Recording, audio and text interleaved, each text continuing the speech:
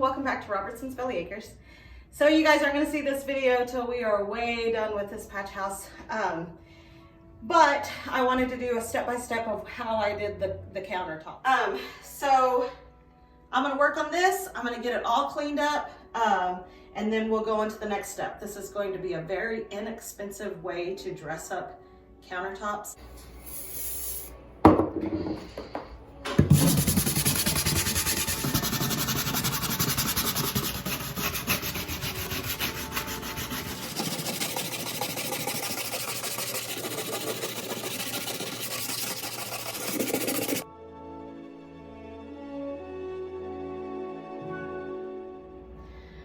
You guys, so I've got the countertops scrubbed as much as I can actually get them scrubbed. They're pretty nasty, or they were, so we've got them scrubbed. So I'm ready for the next step. But before we jump on to the next step of these countertops, these cabinets back here, we need to do something with those. So let's go ahead and get those taken care of before we start on this.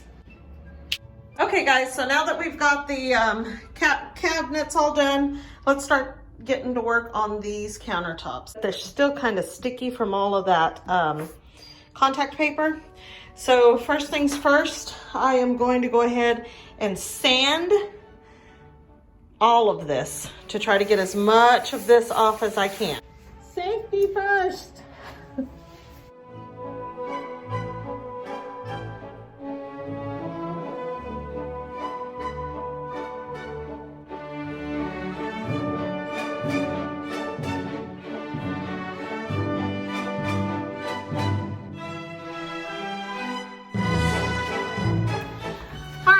So I'm using this 80 grit sandpaper. It's a little bit more aggressive than you would normally use for if you were just painting the countertops.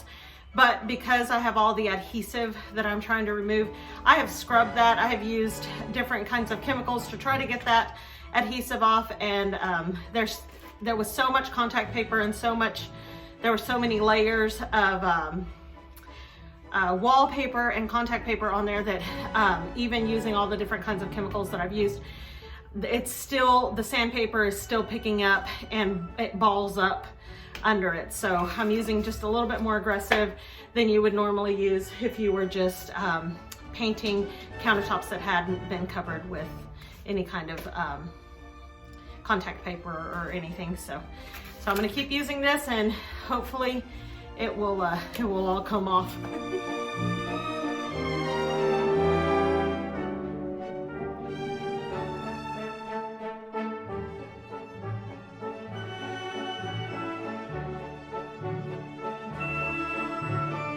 Okay, I have got most of it with the big sander. I mean, all the majority of it with the big sander, but see all of this in here and right in here, I can't hit with the sander. I'm gonna have to do by hand. So I'm gonna use the parts that I pulled off, the little sandpaper that I pulled off. They still have a lot of goodie in them. They're just, they were just balling up the glue. But anyway, here's a little trick. I found this piece of trim out in the garage. And then you have a sanding block. Helps you hold on to it a little better. So here we go.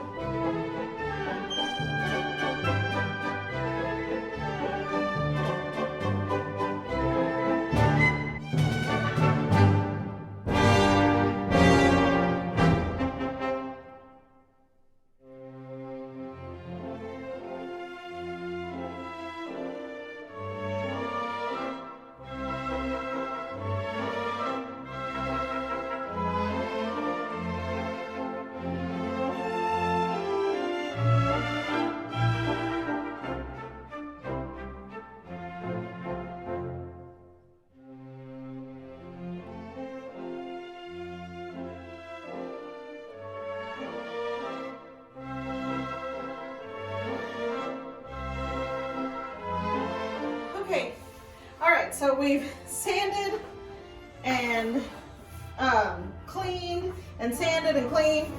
And then I went ahead and grabbed some of this gloss cleaner because it's ammonia free, but it's streak free, so I knew it was gonna dry fast. And I've been using it, and it's been taking a lot of the glue up too. And I have used Goo Gone on this as well before I started sanding. I was a little nervous to use it before I painted because it is kind of oily. So, so I wanted to use something that would dry fast and not be so oily. And this is actually working pretty good on the glue. But anyway, I'm gonna move on to the next step. Okay, this is what we're using. The Sherwin-Williams rep said that we definitely want to use an oil base because of the adhesive that was on the countertops. He said it doesn't matter how much I scrub and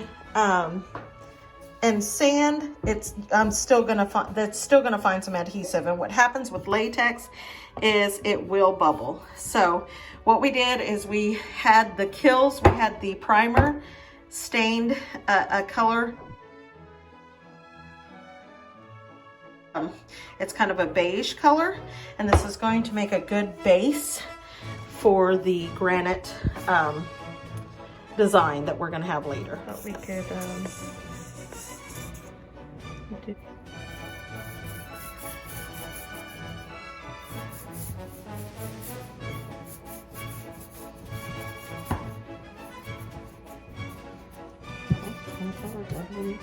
Looks like it.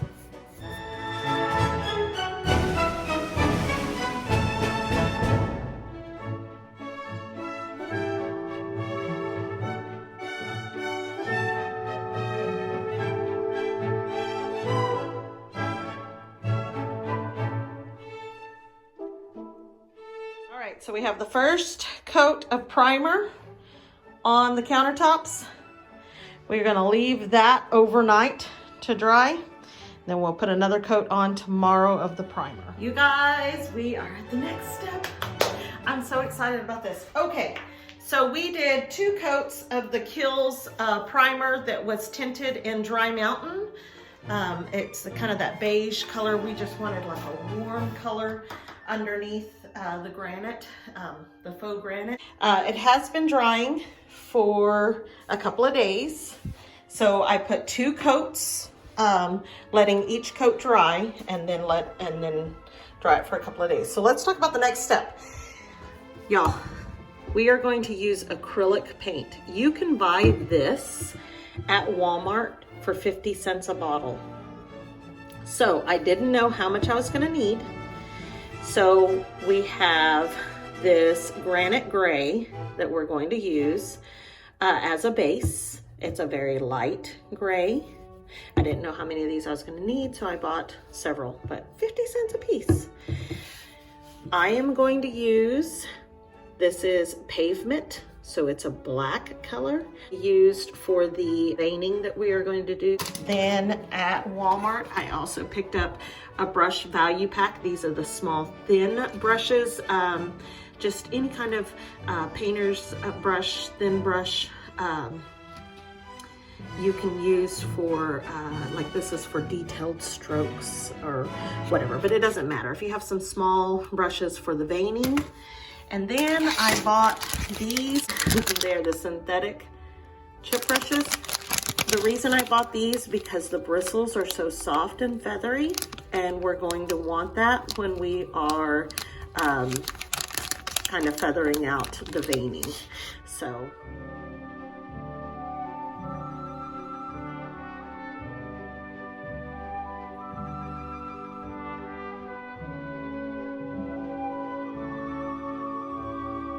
I've got some paint on my little feathery brush here, and I'm just going to start by just painting that light color. I'm going to start back here first. The trick is to keep your gray, keep that gray color, keep it damp while you're doing the veining. So because of that, I don't want to do too big of a piece. Like I don't want to paint the whole thing gray and then have to come back because it will dry.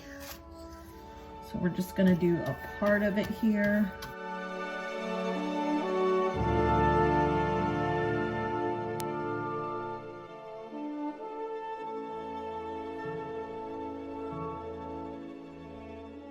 Let's keep this wet. I'm gonna go ahead and come all the way down this, so then that way I can kind of figure out my veining, which way I want it to go.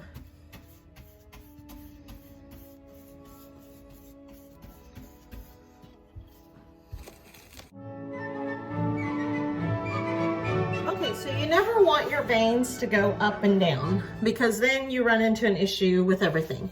So when we're running across the countertop, we're gonna go at an angle. So I've decided I wanna go at this angle. So I'm gonna imagine putting an angle here and then just make that go up. So I know that everything's coming at this angle. I'm going to run my veins at this angle all over the backsplash. So, oh, I see a spot I've missed.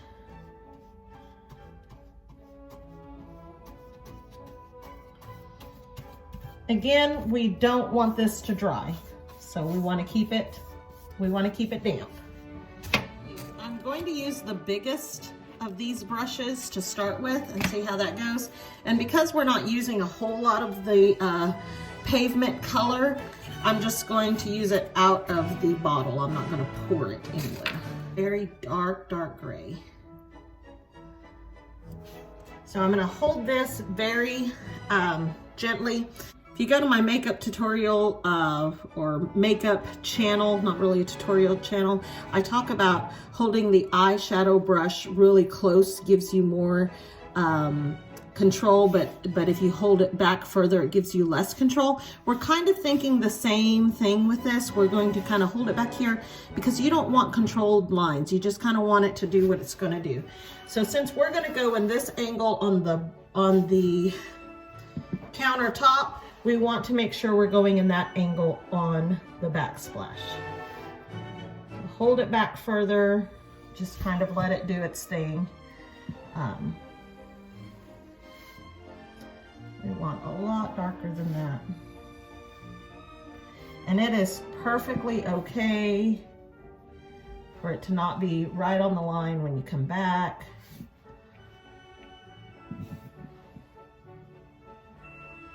And you don't want too many lines, you kind of want just random.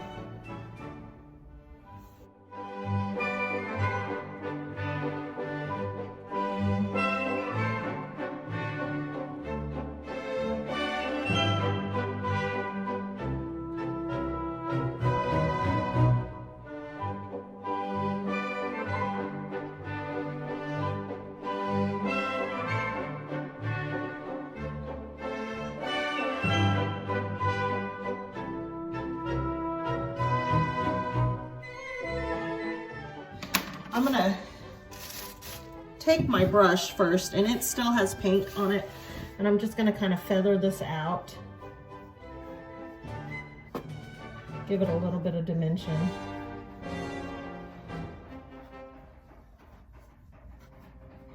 So maybe it's not such defined lines.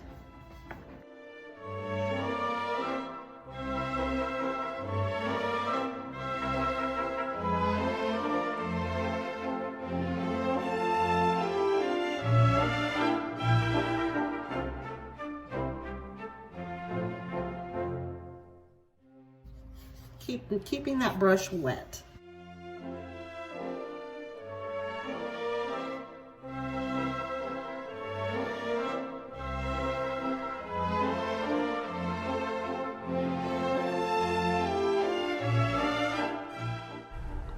I also began using a towel to blot up a lot of the gray paint because I didn't want it to come out too dark.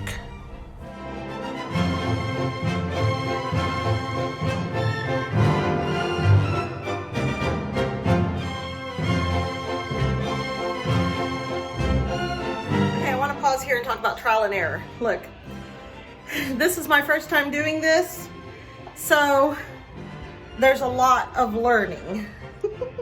So I was looking at it and I had decided there was just too much going on, so I went back and over it again and blotted it again, and now I'm going in with not so, lines that are staying stuck together, have a lot more veining, a lot less lines. So we'll see how this turns out. It's gonna be trial and error. And that's the only thing I'm trying to point out, is that it is okay to mess up and try again. I just don't want anybody to get frustrated when they're trying this and then, you know, say, well, the person that I watched just did it right away. And no, it's all a trial and error. Let me show you what it looks like kind of standing back. So far, you can still see where I had the lines before. We're gonna see what this turns out like. It may end up changing forms again, but if it does, I will definitely stop and talk about that.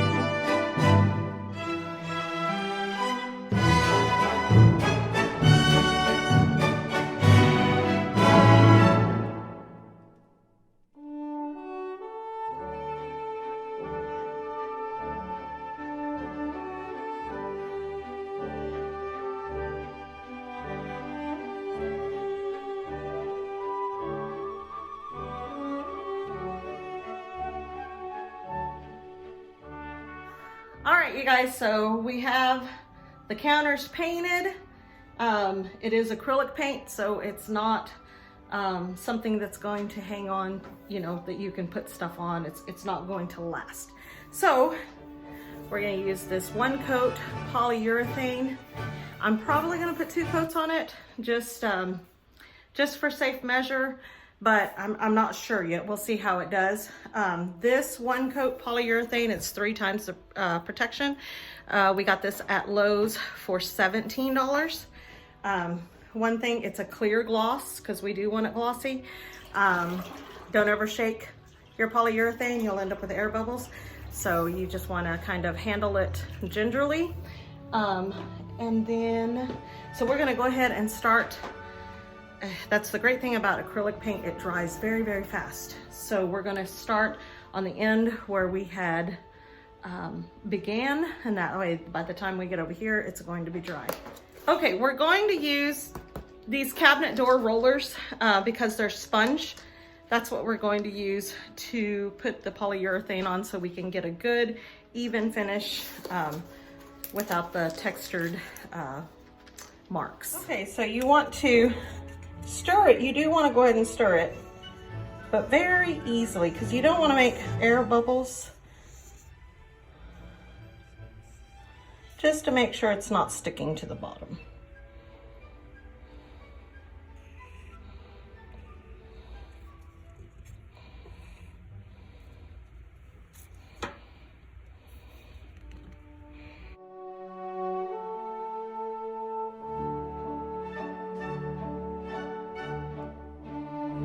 Okay, and you guys, there's no need to buy the liners for these trays. We just use plastic bags. I've used the tray, and I've used plastic bags to do all the painting other than what I had used in the tray. And I think I used the tray when I was painting the cabinets. But anyway, so we're going to get a generous amount on my roller. Okay, so we're gonna start up here like we did. And just try to get it real even. Just a real even coat. And you can go back over it.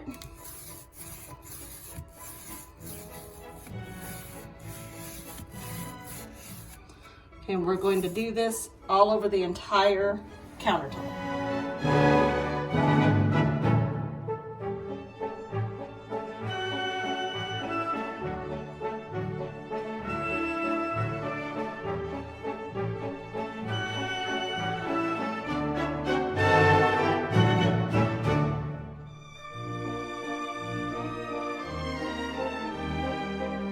Okay, so now I have the first coat of polyurethane on the countertops.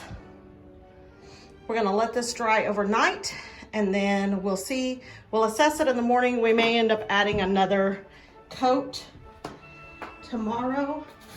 You do wanna go back and make sure if there's any excess, like in the corner, in the little grooves like that you kind of get them smoothed out, because if not, you'll end up with a big polyurethane glob in the morning, and you don't want polyurethane globs.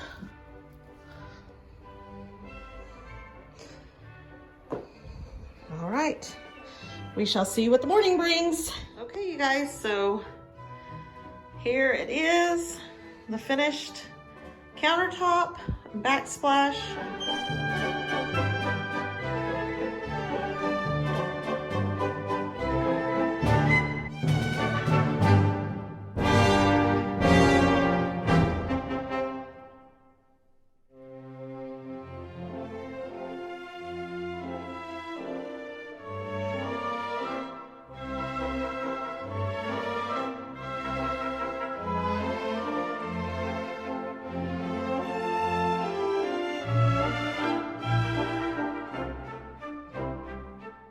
Now I did put 2 coats of polyurethane on that, allowing it to dry overnight each coat.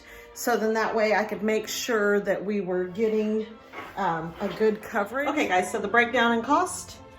These apple barrel paints, they are acrylic paint. They are 50 cents each little bottle at Walmart, and it took 5 bottles of acrylic paint, so $2.50 there. This 1 coat polyurethane, it covers in 1 coat. I put 2 coats on there. I still have over half left. This is the 1 coat polyurethane clear gloss, 3 times the protection, and 1 coat. That cost $18 at Lowe's. Then there was the Kills Interior Primer. This is an oil-based primer, blocks heavy stains and odors. We had it tinted, the color that we wanted our base color to be. So that base color, what we used was Dry Mountain. And by tinting the primer, it saves you a step. You don't have to prime and then paint a base coat and then go on with your acrylic paint. That saves you a step. So, and this costs $9. So complete breakdown, $2.50 for the acrylic, $9 for the polyurethane, or sorry, $18 for the polyurethane, $9 for the Kills or the primer. So there you go, $27, $28, $29, $29.50. So right at $30 to completely make over a countertop that was covered in contact paper and painted several times and burnt. It was burnt really bad here. I don't know if you guys remember that. Right here, it was a really bad burnt spot. You can't even tell that any longer. All right, you guys, I hope this tutorial was not too lengthy, and I will put chapters in the description. Like I said, this I shot this video way before we did the big reveal video, so you guys are ahead of me on this one, but I did want to kind of break it down and show what it took to remake these countertops.